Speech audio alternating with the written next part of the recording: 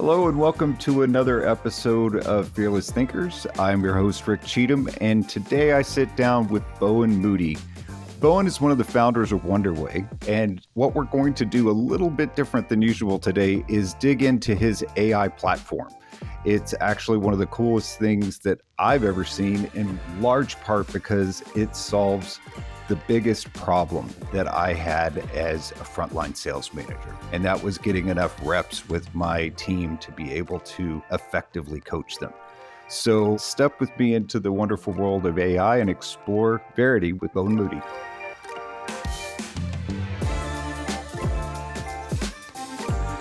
So Bowen, welcome to the show. Thanks for having me, Rick. Of course. What's going on in your world today? Well, today's just a work day, but I'm actually homebound because I dislocated my toe on the weekend, if you're interested to know. I was surfing and I dislocated my toe, and then I had to swim back into shore, crawl back to my car, and then make it back to the hospital. So that's what's happening in my life at the moment. Wow. That's such a better injury story, because I think the last time that I broke something, I was walking down the stairs with a laundry basket. So surfing is a much better position to be in.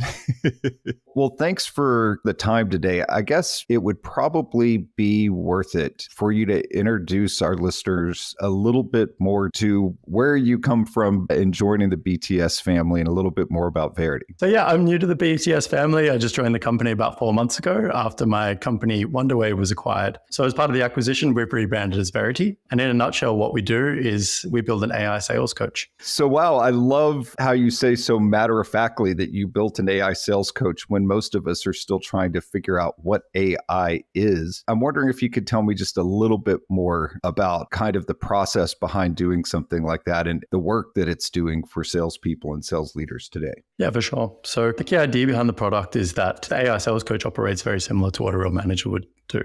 The way it works is that it integrates into calling tools like Microsoft Teams, Zoom, and also call center dialers like RingCentral. And what it does is it records the sales conversations the reps are having and analyzes those conversations to give them real-time feedback after their call. So what it will do is after each call, it will summarize the call and give them feedback around what was the main strengths and weaknesses they had on that call.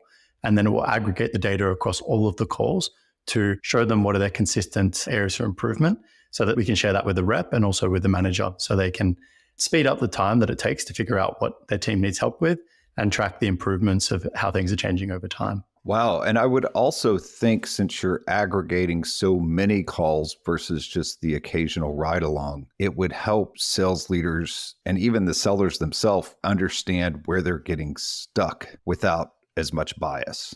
Yeah, 100%. The biggest challenges we see is that I think coaching is one of those important but rarely urgent things for most sales managers. I think most sales managers would like to do coaching, but they really have the time for it. And it's one of those things that always gets deprioritized.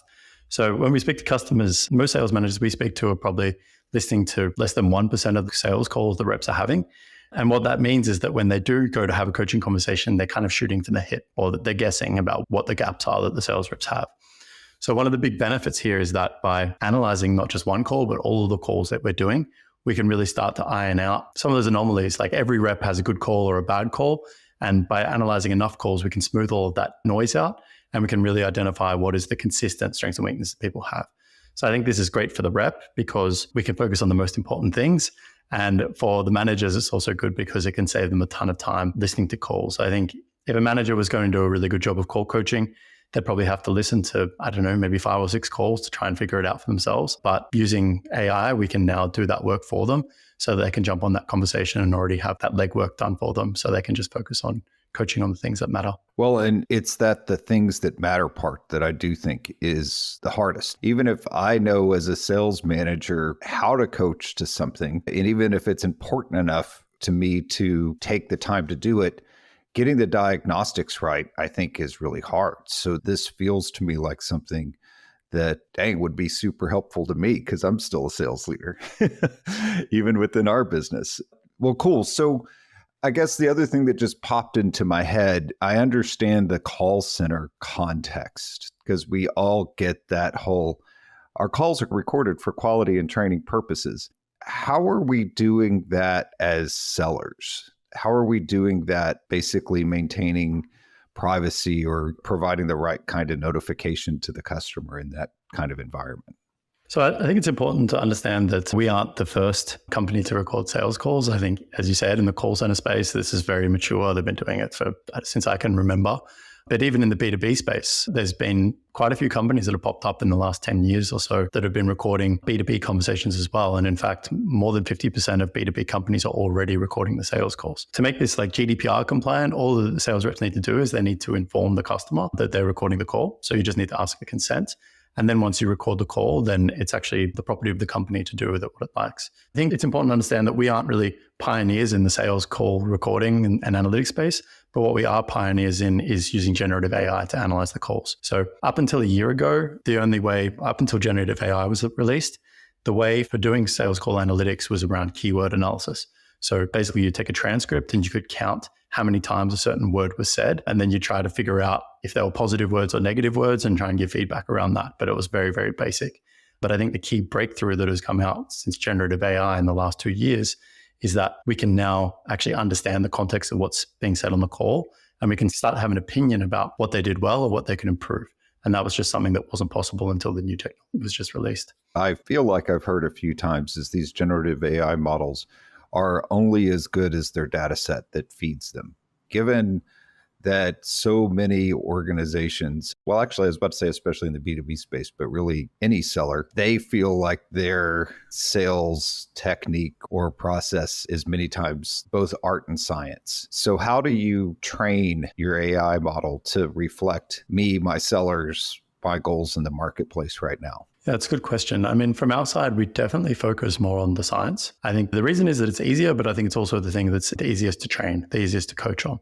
So the way that our product works is that pretty much all of the customers we're working with, they have a sales methodology or a sales playbook that they want their sales reps to follow. But I think it can be a huge challenge getting people to follow that playbook. So what you can do with our product is you can customize the coach for what it should be coaching them on. So you can set up a process around different types of calls. It could be different calls in the sales process, how you want people to handle their cold calls, their discovery calls, their demos, their negotiation. And then the coach will coach them against that playbook. So the thing that we're really focusing on, I'd say, is that science or that process of how do we get everyone up? How do we find those people that are maybe the B players? How do we coach them to become A players in the team by getting them to follow that consistent process? I think there is a truth to the art in sales, and some people have the gift and the gab and things like that. But I think that is much, much harder to train on, but it's much easier to move the needle on getting people to follow the right process and following the right steps and having a successful call. So that's really where we focus. So I can't have a conversation with the AI expert without asking the question, so what do you think's next? What do you think's next with AI in the world of coaching? So that's a big question. At a broad level, the big conversation in the AI industry is this trade-off between general purpose large language models and more specific, smaller models. So I think we're reaching the point where, like at the moment, there's been the release of ChatGPT. Everyone knows about ChatGPT and Claude and these big large language models. But there's a big conversation going on in the industry whether that's going to be the future, especially in the B2B space. Will we be using these general purpose large language models, or are we better off switching to maybe more focused models that are the purpose trained just for the purpose that they're serving? So this is a big topic for us because we are looking at this. We're building our own models and we're also testing them against the general purpose models.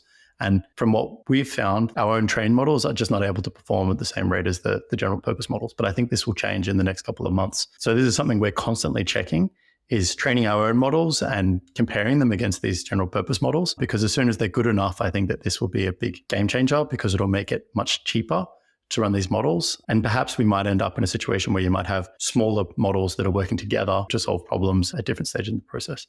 So I think on a macro level, I think that's probably the biggest conversation that's happening in the industry at the moment. When it comes to sales training and sales coaching, I think the big conversation is what do we automate? I think everybody that I'm speaking to is interested in AI and many companies are running different experiments, but trying to figure out what are the best areas to apply AI in the stack is a challenge that I think a lot of people are trying to figure out for themselves. So in my opinion, where I think AI can provide the biggest impacts is doing those super repetitive tasks that are very clearly defined and it's just doing the same thing over and over again, or doing really boring tasks that nobody wants to do, or tasks that, as I mentioned before, are urgent, not important. So I think this is where coaching is an important one, but maybe something that people aren't doing very well. And I think it's an area that we can provide a lot of impact. I've seen some companies that are also looking at how can they replace salespeople in the process. I think we're still quite a way away from replacing salespeople entirely, but I do believe there will be elements of the process that will be automated quite soon. So repetitive outbound processes, maybe some inbound sales calls, if it's just very simple interactions and very, very basic repetitive interactions, I think these will be automated very, very soon. Yeah, coming back to the question, what are companies struggling with? It's about everybody sees the potential, but everyone's still trying to figure out where to start. And I speak to many people, many sales leaders that are a bit confused. I'd say like they're a little bit hamstrung. They don't know where to start. And many people are hanging back and not doing anything. And I think that is the worst approach you can take, because you just have to get started and learn. And as the models evolve, I think you need to be prepared to adapt. But not doing anything is just going to cause companies to fall behind, in my opinion.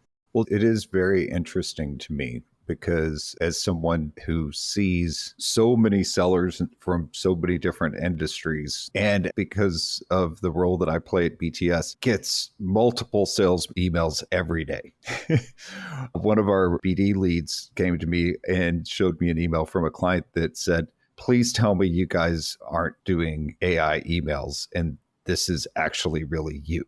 And I say that because I'm curious as to your thoughts. I'm sure it's premature. I'm sure on some level we'll figure out what works. But I almost think of when people started installing that phone tree to get you the information you needed. For our hours of operations, press 1. And you're just like, by the time I've pressed my 8th number, I'm ready to hang up. And I would think it would be somewhat the same for I'm making a decision that could cost me my job. Am I really best served by AI automated response? I mean, that's basically the role that sellers have been playing, especially in the B2B environment for years. I'm curious because on some level, I'm already seeing from clients and even in my own life, a level of backlash against the amount of outreach that AI enables. Yeah, talking about SDR, so outbound, Salesforce just released an AI SDR. There's a small startup that just raised 20 million to build an AI SDR to do outreach. I've spoken to some companies that are using them, and the first feedback I've heard is that one customer said they'll burn down the orchard to get one up, was the analogy that they used. And I think that's terrifying to consider that most people are already overwhelmed with emails, and then maybe this is going to take it to the next level. So I think there's clearly room for improvement. I think it's going to come, but I don't think it's there yet. And I think there's some companies that are experimenting with it. And to your point about people losing their job, I still believe that companies should be doing experiments, but they should be keeping them small. So let go of your whole team and implement an AI SDR and then get that surprise afterwards would be a very bad move. But to run a small controlled pilot to see within a very controlled segment what results it can give and to take that and to learn, I think is not a bad move. So again, AI is very new for everybody. I think the companies are trying to figure out where to apply it in their stack. The startups are also trying to figure out how to best apply it. And I think the best way to do this is to run a variety of different pilots in the business and just get started, because as long as you can limit the downsides, you need to be in the game to learn. I don't think you can sit back and wait for everyone else, because you'll just be too far behind if you do that, in my opinion. It makes good sense. And I also completely agree. The incremental approach is always better, especially with sales forces, than just pushing the reset button and dealing with a year of repercussions, at least, of that big push. I think that those are all very interesting conversations to continue having. So I'll definitely want to have you back as we continue to learn more about what AI can do in sales. Obviously, so much of what we do at BTS goes beyond just the commercial organization. So I'm wondering, now that you're part of the broader family, so to speak, what your vision is for potentially other use cases. So it's no surprise that sales training is just one aspect of what BTS does. I think that the majority of their practice is more focusing around leadership training and coaching. So we're running some of our experiments of our own. A part of our vision is, now that we've figured out how to do sales coaching, we're looking at how we can also provide coaching to leaders. So coaching to first-line managers around how they can have better coaching conversations with their teams, coaching them on how to have their team stand-ups better, and also executive level coaching. One interesting insight we've seen is that very senior leaders, if they're doing big presentations to the board or the executive team, they often practice those presentations many, many times over. And they're very, very uncomfortable usually doing that in front of other people or exposing themselves to critical feedback. So one use case we're also exploring is providing a safe place for leaders to practice their presentations and giving them that instant feedback so they can iterate and nail that pitch. So I think we're starting in sales coaching, but the application at a broader scope, what we're doing is really conversation performance and how this can be applied across all sorts of different types of conversations in the business. So we're starting with experiments now, and we'll be looking to roll these applications out next year. Wow. Well, I'm sure some of our clients are like, I want to be in one of those experiments, but they'll have to get in line behind me, at least when it comes to that presentation coach. Just the very second you're ready with that, I'm your favorite guinea pig, I promise. But anyway, I appreciate so much the time you've spent with us today, and I'm really excited to see how this continues to evolve. I mean, at least from my perspective, as a sales marketing leader for years and years and years, that diagnosing the what when it comes to sales coaching has always been the hardest part. And it sounds like you're solving that for a lot of people. So strongly believe that's a big help to folks. So really appreciate your insights, really appreciate your time. And like I said, we'll have to have you back soon. Great. Thanks for having me on the show.